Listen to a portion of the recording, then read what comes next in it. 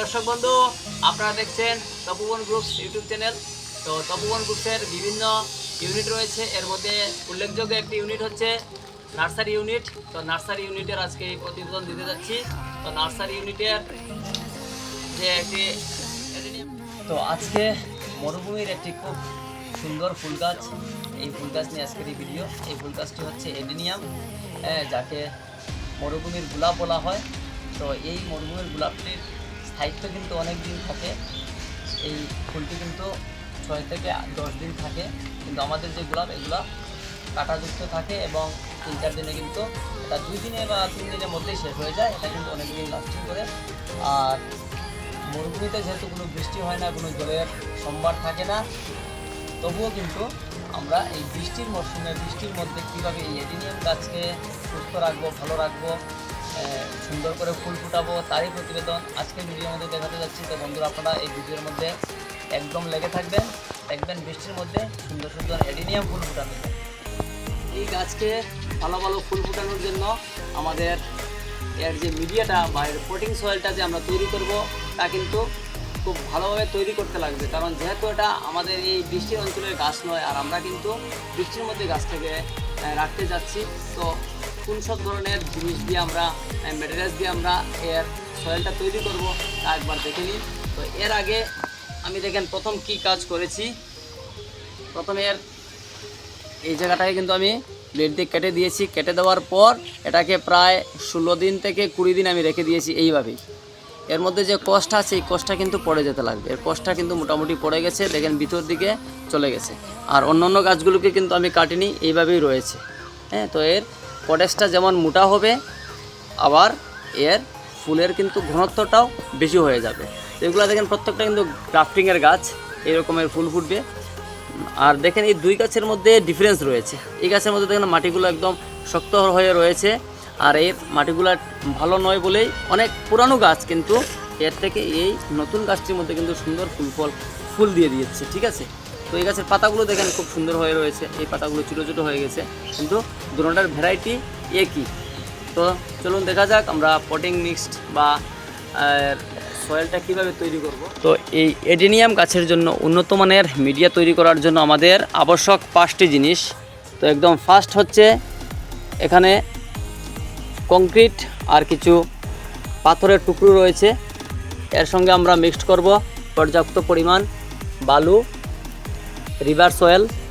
তো এই রিভার সয়েলকে আমরা মোটামুটি 60% দিয়ে দেব। এর মধ্যে থাকবে কিছু কয়লা, যা আয়রনের অভাব পূরণ করবে এবং পটাশের অভাবও পূরণ করবে এই কয়লা। আর যার মধ্যে কিন্তু জলটা বেশি সময় ধরে রাখবে না, জলটাকে তাড়াতাড়ি অ্যাবজর্ব করে নেবে। তার জন্য কয়লাটাকে আমরা একটু বেশি পরিমাণে দেব। আর দেবো মাটিটাকে লুজ রাখার জন্য এই হচ্ছে ধানের তুষ। ধানের তুষকে একটা সিস্টেম করে রাখা হয়েছে, যেটাকে আমরা রাইসহোল কম্পোস্ট বলি।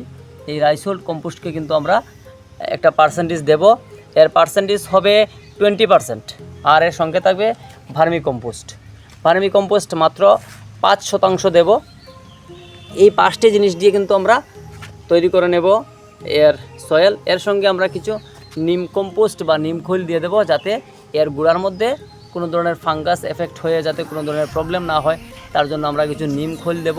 তো তাহলে হয়ে যাবে আমাদের এর মোটামুটি সব জিনিস। এইসব জিনিস দিয়ে আমরা তৈরি করে নেব এর পটিং সয়েল বা এর মিডিয়া। এই পাথর আর কংক্রিটের টুকরোর মধ্যে আমি প্রথমে দিয়ে দিয়েছি রাইসহোল কম্পোস্ট, তার মধ্যে দিয়েছি এই ছাই, এর মধ্যে ভার্মি কম্পোস্ট,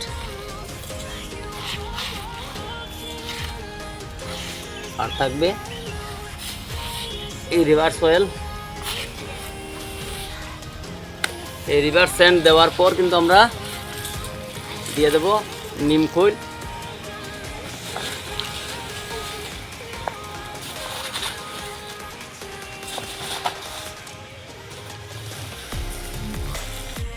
দেওয়ার পর আমরা কি করব, ভালো করে এটাকে মিশ্রণ করে নেব।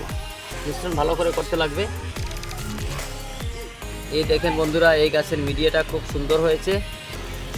এই মিডিয়াটা কিন্তু আমি আরও 1 সপ্তাহ আগে এটাকে আমি রিপোর্টিং করেছি। তো এবার এই গাছটাকে রিপোর্টিং করব। এছাড়াও আমার কাছে আরও কিছু গাছ রয়েছে, এগুলোকে রিপোর্টিং করে দেখাবো। তো চলুন দেখা যাক এই গাছের অবস্থাটা কি আছে।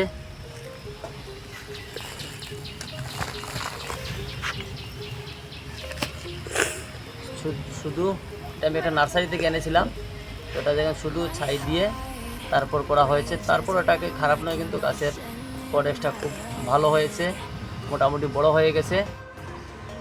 এই গাছটা একটু নরম নরম লাগছে, তো এই গাছটা একটু দুর্বল লাগছে এই জায়গায়। তো এই উপরে যখন আমি হাত দিলাম, যখন নরম লাগছে, তাহলে আমার একটা সন্দেহ হচ্ছে এর গোড়ার মধ্যে হয়তো পচা কোনো ধরার সম্ভাবনা থাকতে পারে।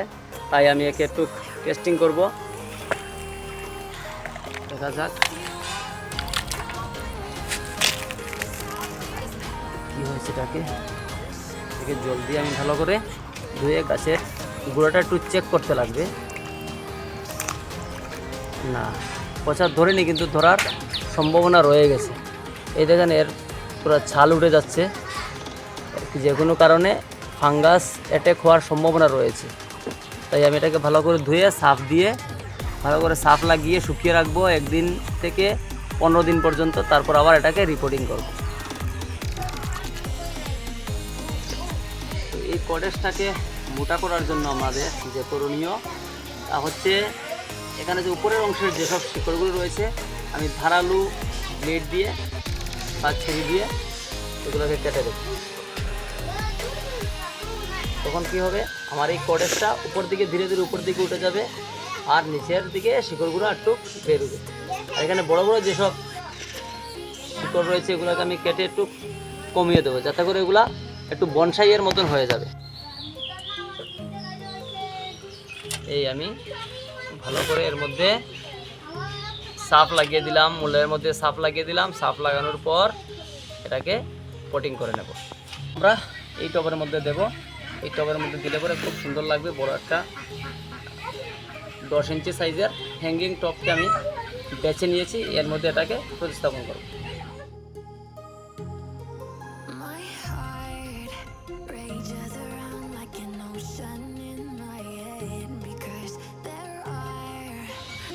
এই দেখেন এই গাছ থেকে, গাছের গোড়া থেকে সম্পূর্ণ মাটি বা যে সয়েলগুলো আছে এগুলো সরিয়ে নিয়েছি। এবার আমি এটাকে কি করেছি, এটাকে দেখুন আমি সাপ লাগিয়ে কিন্তু অনেক দিন রেখে দিয়েছিলাম।